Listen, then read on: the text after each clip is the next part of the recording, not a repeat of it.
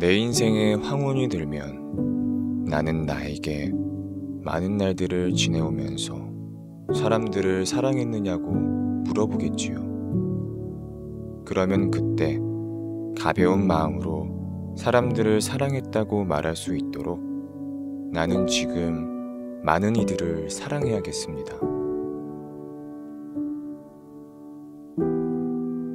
내 인생에 황혼이 들면 나는 나에게 많은 날들을 지내오면서 사람들에게 상처를 준 일이 없느냐고 물어보겠지요. 그러면 그때 얼른 대답하기 위해 지금 나는 사람들에게 상처 주는 말과 행동을 하지 않아야겠습니다.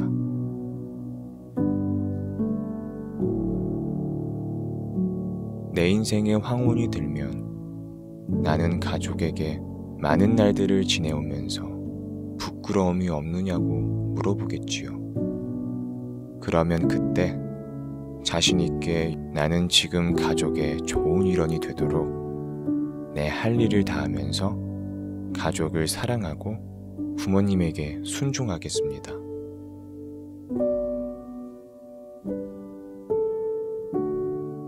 내 인생에 황혼이 들면 나는 내 마음 밭에서 어떤 열매를 얼마만큼 맺었느냐고 물어보겠지요. 그러면 그때 자랑스럽게 대답하기 위해 지금 나는 내 마음 밭에 좋은 생각의 씨를 뿌려 좋은 말과 좋은 행동의 열매를 부지런히 키워야겠습니다.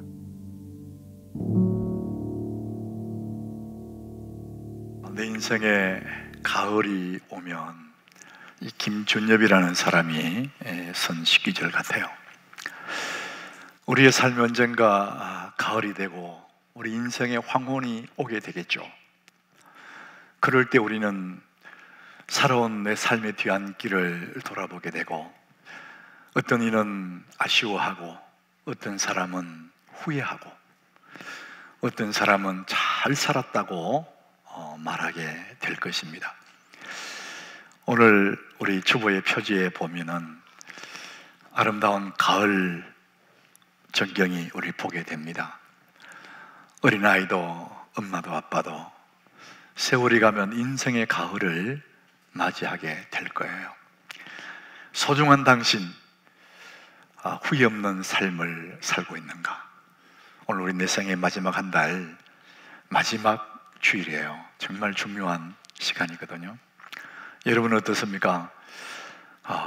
아쉬워할까? 후회할까? 아니면 참 잘 살았다 이렇게 고백하게 될까? 우리는 후회라는 이 단어가 좀 부정적으로 많이 쓰여지거든요. 자기의 잘못된 삶에 대한 감정들이기 때문에.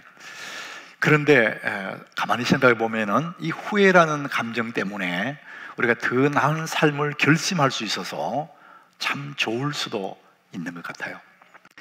그럼에도 불구하고 사람들이 자기의 잘못된 삶을 후회도 하지 않고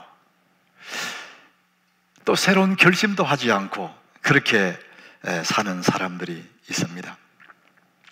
잘못된 삶을 후회한다면 이제는 그러지 말아야지 이런 결심을 하게 되는데 후회도 할 줄 모르고 새로운 결심도 하지 않는 이런 사람들은 스스로 자기의 삶을 삼류 인생으로 전략시키고 있는 그런 사람입니다. 여러분, 자기의 삶을 스스로 삼류 인생으로 떨어뜨리는 그런 사람이 도대체 어디 있겠습니까? 그런데 그런 삶을 사는 사람이 있어요. 잘못된 일들을 후회하지도 않고 후회하는 그 일들을 바로 잡으려고 애도 쓰지 않는, 그게 바로 자기의 삶을 스스로 삼류 인생으로 떨어뜨리는 그런 삶을 살고 있는 것이거든요. 소중한 당신, 후회 없는 삶을 살고 있는가? 제가 오늘 이제 그 말씀의 제목입니다. 여러분, 이 후회라는 감정은 자기의 살아온 결과를 느끼는, 자기의 삶의 결과를 느끼는 감정이지 않습니까? 다른 사람의 삶이 아니고 자신이 살아온 삶의 감정이에요. 우리 내 생의 마지막 한 달, 이 소부재, 이게 이제 목적이거든요. 왜 내 생에 맞으면 한 달을 하느냐? 이 한 달 기간이라는 세월 속에 우리가 지나온 나의 발자취를 돌아보면서 잘 살았나? 내가 이대로 가도 괜찮을까? 이것을 생각하는 기간이고, 그러면서 무엇을 목적하느냐 하면은 우리가 후회 없는 인생을 위하는 것이죠. 그래서 이 부제가 30 days, no regret, 우리가 후회 없는 30일, 이걸 위해서 우리가 내일까지 이제 내 생에 맞으면 한 달이 이제 계속됩니다. 이런 사람들이 후회하는 그 후회는 세 가지 이유가 있어요. 우리가 상식적으로 알고 있는 이유, 가장 첫 번째가 뭐냐? 자기의 잘못된 삶에 대한 후회입니다. 내가 그때 그러지 말아야 되는데, 그때 내가 왜 그랬지? 잘못된 삶에 대한 후회. 이건 모든 사람들이 하는 거예요. 두 번째 이유가 있습니다. 하지 못한 일에 대한 후회입니다. 그때 내가 직장을 그만두고 사업을 했었어야 돼. 그때 내가 결혼을 했어야 되는데, 뭐 이런 거. 그때 내가 유학을 갔어야 되는데, 이런 때늦은 하지 않은 일에 대한 후회가 있습니다. 우리가 당장의 후회는 주로 잘못된 일에 대한 후회지만, 인생 전체를 두고 가슴 깊이 후회하는 것은 하지 않은 일에 대한 후회가 더 크다고 합니다. 그래서 탈무드에 이런 말이 있어요. 실패한 일을 후회하는 것보다 해보지도 못하고 후회하는 것이 훨씬 더 바보스럽다, 이런 얘기를 해요. 뭘 하려고 하니까 걸리는 게 많거든요. 두렵기도 하고. 그러니까 안 하는 거예요. 근데 세월이 흐르면 그게 그렇게 후회가 된다는 거죠. 우리는 이제 잘못된 일에 대한 후회와 하지 않은 일에 대한 후회, 이 두 가지 후회는 우리가 흔히 알고 있는 후회예요. 근데 세 번째 후회가 있습니다. 잘못한 것도 아니고 안 한 것도 아닌 기가 막힌 후회가 하나 있어요.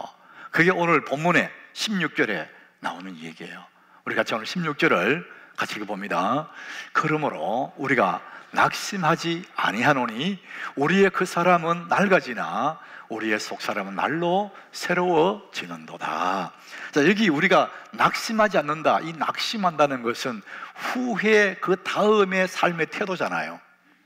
그래서 왜 후회하느냐 하면은 우리의 그 사람이 낡아진다는 거예요. 세월이 가면서 몸이 점점 약해지고 병이 들고, 이 그 사람을 보면 후회하지 않을 수가 없는 거죠. 그런데 오늘 16절에 보니까 우리는 후회하지 않는, 낙심하지 않는다는 거예요. 왜?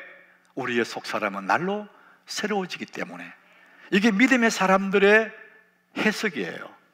자기의 인생을 믿음으로 해석해 보니까 나는 후회하지 않는다, 난 잘 살았다, 너무나 감사하다, 믿음의 해석인 거죠. 그러나 많은 사람들이 자기의 삶을 돌아보면서 몸이 점점 약해져 갈 때, 우리의 그 사람이 낡아져 갈 때 살아온 삶을 후회합니다. 내가 잘못한 것도 아니고 내가 안 한 것도 아닌데 살고 보면 인생을 너무 서글픈 거예요. 그 해석을 하기 나름이다.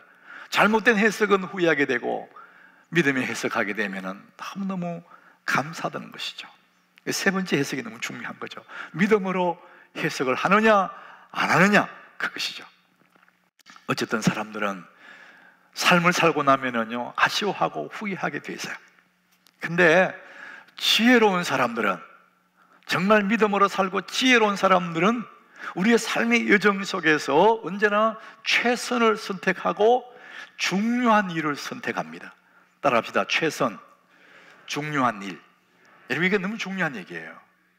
사람들은, 보통 사람들은요 쉬운 일을 선택해요. 최선을 선택한 것이 아니고 우선 쉽고 재밌는 거, 이런 걸 선택합니다. 당장 눈앞에 이익되는 거, 이런 것들. 그런데 그 사람 그런 걸 선택하면 반드시 후회하게 되어 있습니다. 그런데 지혜로운 사람은 손쉬운 거, 당장 눈앞에 걸 선택하지 않습니다. 최선을 선택합니다. 힘들어도 중요한 일을 선택하는 것입니다. 그것이 지혜로운 사람이에요. C.S. 루이스라는 사람이 스크루테이프의 편지라는 책을 썼습니다. 그 스크루테이프는 악마의 이름이에요. 굉장히 경험이 많은 노련한 악마, 마귀 대장, 그 이름이 스크루테이프입니다. 그런데 이 스크루테이프가 자기 조카 웜우드라는 마귀에게, 경험이 없는 마귀에게 훈수를 주는 거예요. 너 이 땅의 사람들을 타락시키려면은 전략이 필요한 거야. 사람들을 가만히 보면 두 종류의 사람들이 있어. 생각이 있는 사람과 생각이 없는 사람이 있어. 인식을 하고 사는 사람들과 생각 없이 사는 사람들이 있어. 그건 전략을 달리 해야 돼. 먼저 생각이 없는 사람들을 타락시키는 노하우가 있어. 그 사람들은 되는 대로 살고 싶어 해. 먹고 싶은 건 먹고 놀고 싶은 건 놀고 그렇게 살고 싶어 해. 그 사람들 그렇게 살도록 가만히 내버려. 그러면 저절로 망한단다. 이렇게 얘기해요. 굉장히 전략가죠. 이 스크루테이프가 족하게 또 말합니다. 그런데 인식이 있는 사람, 생각을 하고 사는 사람들은 그런 전략으로는 안 돼. 그 사람들은 열심히 살려고 하기 때문에 다른 전략이 필요해. 생각을 하고 사는 사람은 자기 일에 열심히 산다는 거예요. 그렇기 때문에 그 사람들에게 절대 하지 말아야 될 일이 한 가지 있어. 그게 뭐냐? 열심히 사는 사람들에게 절대 어려움을 주지 마.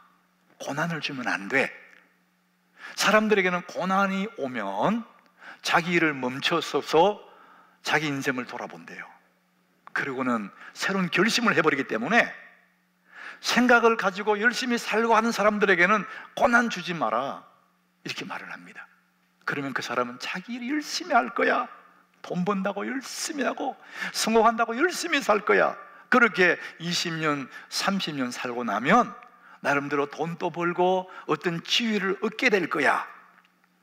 그런데 그렇게 세월을 살아오면서 잃어버린 건강, 해친 건강을 위해서 벌어놓은 돈을 다 쓰게 될 거야. 그때까지 가만히 두라는 겁니다. 그리고 한 방에 훅 보내버릴 수 있다. 이런 무슨 스크루테이프의 전략이에요. 사람들은 먹고 마시고 재밌는 일에 정신이 팔게 하고, 어떤 사람은 돈 버는 일에 열심으로 하게 하고, 그래서 어느 날 한 방에 훅 가게 만들어 버리겠다는 것이죠. 이 악마의 전략이 우리 삶에 그대로 먹히는 것을 우리가 보게 됩니다. 제가 며칠 전에 일간지 신문에서 우리 사람들이 그렇게 사는 것을 기사화했더라고요. 서울의 영등포 쪽에, 용산 쪽에 IT 소재 어떤 회사가 있는데, 그 회사 직원들이 전부 출근했다가 8시 50분이 되면은 슬금슬금 화장실로 간답니다. 집단적으로 배탈이 난 게 아니고 9시가 되면 주식시장이 개장하기 때문에 화장실에서 스마트폰으로 주식을 하려고 슬금슬금 눈치 보면서 화장실로 다 빠진다는 거예요.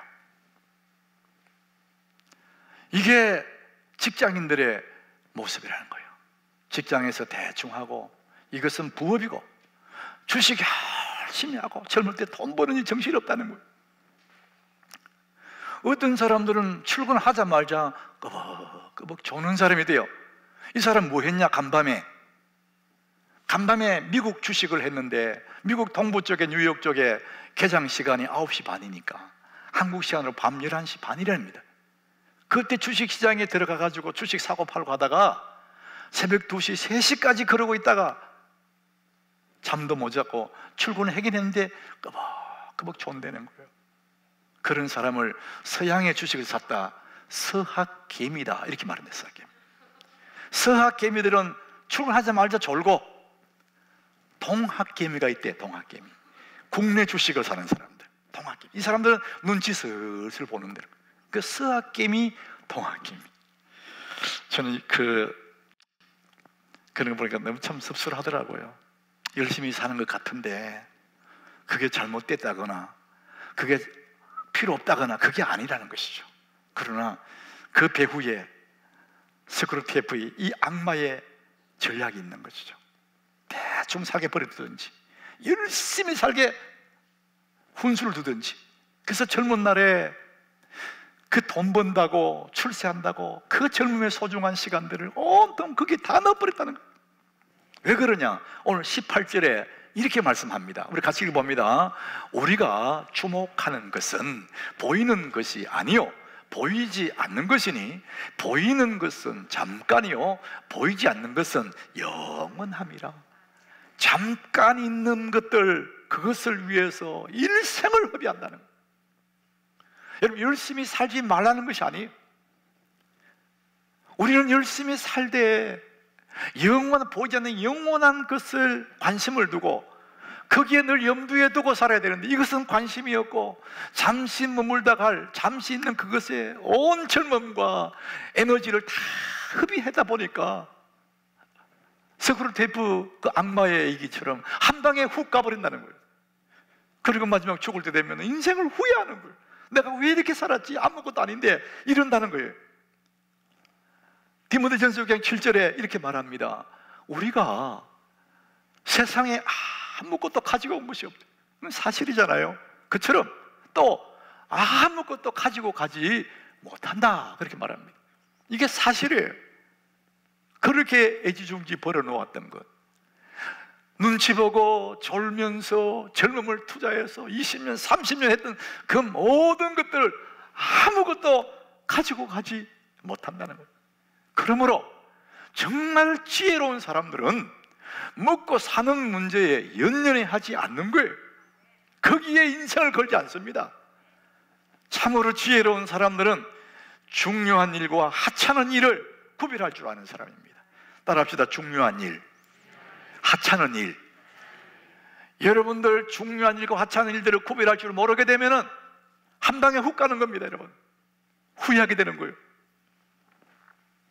뭐가 중요한지 뭐가 하찮은지를 모르는 거예요. 다 두고 갈 하찮은 일을 위해서 인생의 모든 에너지를 투자해버리면은 영원한 것을 어떻게 하면 준비된 건 아무것도 없는데 어떻게 할 거냐고요.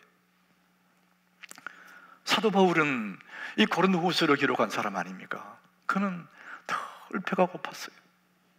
매를 맞고 감옥에 갇히고 슬펐어요. 거기다가 자기 몸에 병이 들었어요. 너무 슬프잖아요.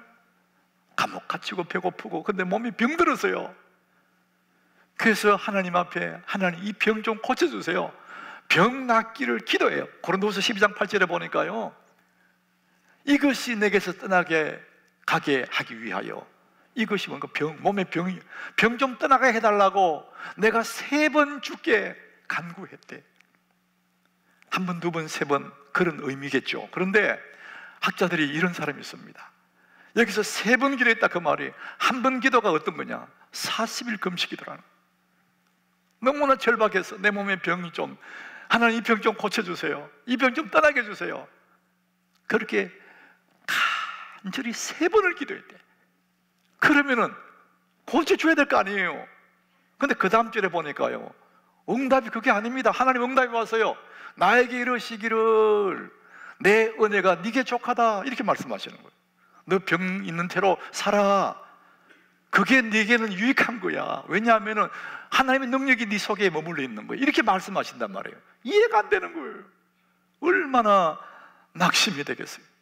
하나님이 어떻게 이럴 수 있냐, 이렇게 생각할 수 있잖아요. 그런데 바울은 그렇게 생각하지 않습니다. 낙심하지 않는다는 거예요. 왜? 오늘 17절에 이렇게 말씀합니다. 우리 같이 읽어봅니다. 우리가 잠시 받는 환난에 경한 것이 지극히 크고 영원한 영광에 중한 것을 우리에게 이루게 함이니. 지금 내가 받는 배고픔과 어려움 당하고 몸이 아픈 것, 이것은 환난에 경한 것, 가벼운 거라는 겁니다. 지극히 크고 영원하고 중요한 것이 있는데, 그게 뭐냐? 하나님이 그것을 내 삶에 우리에게 이루게 합니다. 나는 이해할 수 없지만은, 나는 병 낫기를 기도했는데 하나님의 중한 것이 내게 이루어지기를 원하셨다. 하나님의 뜻이 있었다는 거예요. 사도 바울은 그것 때문에 병이 안 고쳐져도 오히려 도리어 기뻐하고 낙심하지 않았다는 겁니다. 왜냐? 내 병은 안 나아도 내게 하나님의 중한 뜻이 이루어지기 때문에 그렇습니다. 여러분이 오늘 지금까지 뭔가를 기도했는데 그것이 내 생각대로 안 됐다 할지라도 여러분 낙심하지 마시기 바랍니다. 기도한 이후에는요, 가장 유익하게 하나님이 역사합니다. 나는 이렇게 되기면 좋겠다고 생각했지만 하나님은 더 유익하게 저렇게 하신단 말이죠. 여러분, 기도한 후에는 걱정할 것 아무것도 없습니다. 왜냐? 더 중요한 일들이 내게 이루어지기 때문에 그렇습니다. 하나님의 뜻이 이루어지는 거예요. 저는 힘겨울 때마다, 답답할 때마다 내 삶의 여정 속에 나는 알지 못하지만 하나님의 뜻이 이루어지기를 원합니다. 그런 기도를 늘 합니다. 우리가 부르는 찬송, 보험송에 그런 게 있지 않습니까? 주어진 내 삶의 시간 속에 주의 뜻 알게 하소서. 주어진 내 삶의 시간 속에 주의 뜻 알게 하소서. 내 생각대로 말고 주님 뜻이 이루어지길 원합니다. 여러분, 기도하고 된 모든 일들은 하나님의 뜻인 줄 믿으시길 바랍니다. 그래서 우리는 낙심하지 않는 거예요. 그러니까 정말 지혜로운 사람은요, 내 삶 속에 중요한 것, 하찮은 것을 구별할 줄 아는 거예요. 바울에게는 병 낫는 것 하찮은 일이었어요. 이제는 하나님의 뜻이 더 중요한 일이라는 것을 알기 때문에 낙심하지 않는 겁니다. 정말 여러분들, 우리가 후회 없는 삶을 살고 싶습니까? 그러면 이것을 생각하셔야 돼요. 뭘 생각해야 되느냐? 끝을 생각해야 됩니다. 제가 하남교회에 처음 와서 첫 번째 설교했을 때가, 저는 모세의 마지막 장면을 가지고 설교했어요. 후회 없는 인생을 위하여. 다른 말로 하면 끝이 아름다운 사람이에요. 저는 그때 그 심정으로 지금 살고 있는데 늘 제가 기도합니다. 하나님, 내 끝이 아름답기를 원합니다. 하나님 교회들과 내가 만났을 때 그때의 그런 모습으로 내가 끝날 때도 정말 좋은 모습으로 끝나기를 원하고, 내가 이 세상 마지막 떠날 때도 정말 멋지게 떠나기를 주님 원합니다. 끝이 아름다운 사람. 여러분, 우리가 정말 후회 없는 삶을 살려면요, 늘 끝을 생각하면서 사셔야 돼요. 사람들이 시작은 다 좋아요. 만날 때는 다 신사하고 숙녀처럼 만나요. 근데 끝날 때 끝이 안 좋아. 상처 주고 상처받고 욕하고 시험 들고. 정말 여러분, 우리가 후회 없는 인생을 살려 그러면 늘 끝을 생각하면서 살아야 되는 거예요. 오늘 제 고린도후서 5장 1절까지 했거든요. 5장 1절에 우리 같이 읽어봅니다. 만일 땅에 있는 우리의 장막집이 무너지면 하나님께서 지으신 집, 곧 손으로 지은 것이 아니요 하늘에 있는 영원한 집이 우리에게 있는 줄을 아느니라. 우리의 삶의 끝자락을 얘기하는 거예요. 이 끝을 생각하면서 살면은요, 오늘의 삶이 굉장히 풍요롭습니다. 교만하지 않을 수가 있고요, 절제가 되고요, 끝을 생각하면서 사는 거예요. 우리의 육신의 장막이 무너지면, 땅에 있는 이 몸을 말합니다. 세월이 가면 낡아지고, 세월이 가면 힘이 없어지고, 당연하죠. 병들고 이곳저곳 아파요. 근데 이 장막집이 무너지면은 하나님이 영원한 집을, 하늘에 있는 영원한 집을 우리에게 있게 하시는 줄을 안다는 겁니다. 끝나는 것이 아니라 새로운 옷을 입는 거예요. 영원한 신령한 몸을 입게, 그것을 우리는 알게 된다는 것입니다. 아느니라. 영원한 집이 우리에게 있는 줄을 아느니라. 그래서 여러분, 안다는 것은, 이것은 지식이잖아요. 여러분, 이 안다는 것은 몇 가지 뜻이 있는데, 가장 우리가 쉽게 말하는 안다는 것은 지식인데, 배워서 아는 것, knowledge, 지식이죠. 경험으로 아는 것, experience, 경험으로 아는 것. 근데 이 두 개가 알미잖아요. 경험으로 알고 배워서 알고. 그런데 또 하나의 알미 있는데, 오늘 본문에서는 다른 알미를 말합니다. 경험도 아니고 배운 것도 아닌데 안다, 이렇게 말하는 거. 어떻게 아느냐? 그것은 직관적인 계시입니다. 다른 말로 하면은 믿음으로 아는 거예요. 한 번도 천국 가본 적이 없어요. 그건 우리가 가본 적이 없는데 어떻게 경험할 수 있습니까? 그러니까 이것은 믿음으로 아니고는 알 수가 없어요. 근데 예수를 구주로 믿는 순간 나도 모르게 영원한 집을 알게 됩니다. 경험한 것보다 더 확실히 알게 되고 배운 것보다 더 확실히 알게 됩니다. 이게 믿음으로 아는 것입니다. 여러분, 이 믿음이 너무나 중요한 거예요. 그래서 우리가 후회 없는 삶을 살려 그러면 끝을 생각하면서 사는 건데, 그 끝에 영원한 집, 우리 아버지 집에 가는데 여러분, 하나님을 만날 준비가 되어 있느냐 이거죠. 오늘 밤에 집에 가서 가족과 함께 저녁밥을 다 먹고 자리에 누워서 잠들다가 죽었어요. 이 세상을 떠났어요. 만약에 그러면은 하나님 앞에 갈 준비가 되어 있느냐? 여러분 한번 생각해 보셔야 돼요. 그래서 언제나 우리가 떠날 준비를 하고 살아야 되거든요. 하나님 만날 준비를 하고 살아야 돼요. 이 고린도전 사도 바울은 늘 떠날 준비가 되어 있었어요. 그의 떠날 날이 다가올 때에 디모데 4장 7절에 자기의 삶을 이렇게 고백을 해요. 우리 같이 읽어봅니다. 나는 선한 싸움을 싸우고 나의 달려갈 길을 마치고 믿음을 지켰으니. 따라합시다. 믿음을 지켰으니. 그의 삶의 여정이 녹록하지 않았어요. 참 어려웠어요. 그러나 이 믿음 하나 지키려고 선한 싸움 싸웠어요. 그리고 힘겹게 달려왔어요. 그 마지막까지 믿음을 지켰다는 거예요. 여러분, 믿음을 지켰으니 이 의미 속에 그렇게 믿음의 사도도 믿음을 지켰다 이렇게 표현합니다. 그 믿음 지키려고 애를 썼다는 거예요. 여러분, 믿음을 지켰다는 이 표현 속에 뒤집어 보면은 믿음을 잃어버릴 수도 있다, 그런 의미도 포함되어 있어요. 우리 장로교 교리는 한 번 구원받은 사람은 절대 잃어버리지 않는다, 성도의 견인이라는 우리 교리를 믿고 있어요. 그렇게 굉장히 위로가 되죠. 그러나 여러분, 또 하나 성경에서는 믿음이 파손한 사람들도 다수 등장합니다. 잘 믿었는데 믿음이 없어져 버려요. 파손해 버렸어요. 여러분, 믿음을 지켰다는 것은 굉장히 중요합니다. 어떤 상황에도 왜? 그래야 하나님 만날 준비가 되는 거니까. 어떤 일이 있어도 믿음을 지켜야 됩니다. 그래서 그 다음 절에 보면은 바울은 그런 고백합니다. 자기가 믿음을 지킨 이유가 뭐냐? 이제후로는 나를 위하여 의의 멸관이 예비되었대요. 하나님 멸관을 준비해 놓았다는 거예요. 의로우신 재판장, 그분에게 멸관을 주신다. 그는 그런 불의한 판결을 많이 받았거든요. 그러나 의로우신 재판장이 정확하게 보는 그분이 내게 멸관을 준비했다. 그래서 하나님 만날 준비를 하고 살았다는 거예요. 여러분, 마지막까지 믿음을 지키시길 바랍니다. 믿음을 지켜야 후회가 없는 거예요. 천하없는 성공을 해도, 천하없는 것들을 가졌다 할지라도 여러분, 믿음 잃어버리고 나면은 아무것도 아닙니다. 우리가 믿음을 지키는 가장 기본적이고 가장 중요한 일이 있습니다. 어떻게 믿음을 지킵니까? 오늘도 여러분 여기 오셔서 예배하지 않습니까?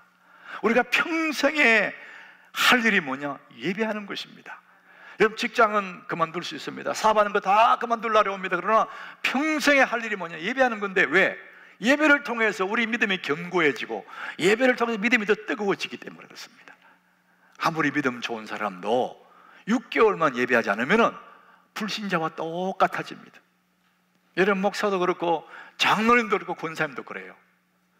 6개월 예배 안 드리면 불신자와 똑같습니다. 그래서 우리 총회 헌법에 6개월 동안 교회 출석 안 하는 사람들은 명단에서 뺍니다. 이유가 없습니다. 그건 불신자예요. 여러분, 믿음의 사람들은 예배하게 돼 있고 믿음의 사람은 주님을 사모하게 돼 있는데 예배를 6개월 안 했다, 그럼 믿음 없는 사람이에요. 예배가 사라지면 믿음이 사라져요. 여러분 삶에 예배가 빠져버리면 내 인생은 무의미한 인생이 됩니다. 그래서 여러분, 예배에 여러분 삶을 거시기를 바랍니다. 예배가 그렇게 중요한데 왜 그렇습니까? 고린도후서 5장 1절에 땅에 있는 우리의 장막집이 무너지면 영원한 집이 우리 앞에 다가오기 때문에, 우리에게 인생의 끝을 생각하기 때문에 우리는 오늘도 믿음을 준비하고 그 믿음을 준비하기 위해서 주님을 예배하는 것입니다. 하나님 만날 준비가 되어 있는가? 중요한 첫 번째 이유입니다. 이거 없으면 안 되는 거예요. 뿐만 아니라 내가 세상을 떠나서 하나님 앞에 갈 준비가, 믿음을 준비했다면 이제는 또 우리가 만나는 모든 사람들과 이별의 준비가 되어야 됩니다. 아무 날 떠나도 되는 그런 이별의 준비. 여러분들 왜 사람이 떠나고 난 다음에 울고 불고 합니까? 이별의 준비가 안 돼 있는 거예요. 그리워서 울기도 하지만은 너무 속상해서 울기도 하잖아요. 그래서 우리가 세상 떠날 준비가 잘 돼 있느냐? 어떤 준비를 하는 거죠? 야고보서 5장 9절에 이런 얘기를 합니다. 형제들아, 서로 원망하지 마라. 형제 간에도 부모와 자식 간에도 원망하고 상처받고 있는. 그리고 막상 떠나고 나면은 그걸 다 해소하지 못해가지고 그렇게 우는 거예요. 그리하여야 심판을 면한대요. 우리 심판주가 문 밖에 기다리기 때문에 너희들이 산 날 동안에 언제나 원망하지 말고 떠날 준비가 돼 있어야 된다. 이 얘기를 하는 거예요. 죽기 전에 답해야 할 101가지 질문. 그게 호스피스 병동에 일하는 목사님 얘기가 하나 있었어요. 이 목사님이 죽음을 앞두고 있는 사람들을 사역하는 분인데, 이분이 이렇게 썼습니다. 살아있는 동안에 늘 마지막을 아름답게 해야 되겠다. 그 선한 종말, 마지막을 끝마침을 잘 해야 되겠다고 생각하는 그 사람들의 삶은 늘 풍성하대요. 끝을 생각하며 살기 때문에 늘 삶이 오늘 풍성하게 살 수 있다는 겁니다. 어느 날 이 목사님에게 환자 한 명이 찾아왔습니다. 목사님, 내가 떠난 다음에 이 카드들을 좀 보내주세요. 자기가 손으로 직접 쓴 10장의 카드를 목사님이 맡겼어요. 그리고는 그 다음날 이분이 세상을 떠났답니다. 그가 쓴 카드가 그의 삶의 끝을 아름답게 만들었다, 이렇게 그 책에 쓰더라고요. 그 카드에는 이렇게 적혀 있었습니다. 나는 당신에게 오랫동안 분한 마음을 품고 있었습니다. 용서해 주세요. 나는 당신에게 나쁜 일이 일어나기를 소원했습니다. 나를 용서해 주세요. 당신이 나에게 상처를 준 것처럼 나도 당신에게 상처를 주고 싶었습니다. 용서해 주세요. 이 사람 마지막 종말에 원망했던 그 사람들, 맺혀있던 그 사람들에게 용서의 카드를 다 쓰면서 아름다운 끝을 만들었다는 것이죠. 그리고 그 카드에 이렇게 적혀 있습니다. 저는 이제 곧 죽습니다. 당신이 저를 떠올릴 때 저를 위해 웃어주세요. 그리고 지금 행복해지세요. 왜냐하면 언젠가 당신도 죽을 테니까요. 그리고 사랑하는 법을 배우세요. 그러면 행복해질 겁니다. 이것은 제가 오래전에 배우기를 희망했던 교훈입니다. 마지막에 사랑합니다, 이렇게 썼어요. 사람이 마지막에 이 세상을 떠나기 직전에 모든 사람들이 자기의 살아온 날을 후회하는 게 하나가 있대요. 돈 못 번 거, 출세 못한 것이 아니고 사랑해야 할 사람을 사랑하지 못한 것이 못내 아쉬워서 눈물을 흘리며 죽는다는 겁니다. 요한일서 4장 11절에 이렇게 기록합니다. 우리 같이 읽어봅니다. 사랑하는 자들아, 하나님이 이같이 우리를 사랑하셨은즉 우리도 서로 사랑하는 것이 마땅하도다. 누군가에게 원망을, 누군가의 상처를 줬다면 떠날 준비가 안 된 거죠. 그러면 아름다운 끝이 이루어질 수가 없는 거예요. 그 역시 뜨거운 후회의 눈물을 흘리며 세상을 떠나게 될 것입니다. 사랑하는 여러분, 후회 없는 삶을 살고 있습니까? 오늘 영원한 집을 위해서 여러분 하나님 만날 믿음의 준비를 하고 사십시오. 언제 떠나도 괜찮을 이별의 준비를 늘 하면서 살아가고 끝을 생각하며 살아간다면 오늘 우리의 삶은 얼마나 풍요롭고 얼마나 당당한지 세상에 어떤 일이 생겨도 상관이 없습니다. 잠시 있는 것들이고 잠시 지나갈 경한 것들이고 영원한 중요하고 묵은 영원한 집이 우리 앞에 있기 때문에 우리는 오늘도 나그네 인생길을 살면서 그것 때문에 연연해 하지 않습니다. 우리의 집은 영원한 곳에 있기 때문에 그렇습니다. 소중한 당신, 후회하지 않을 삶을 살고 있으십니까?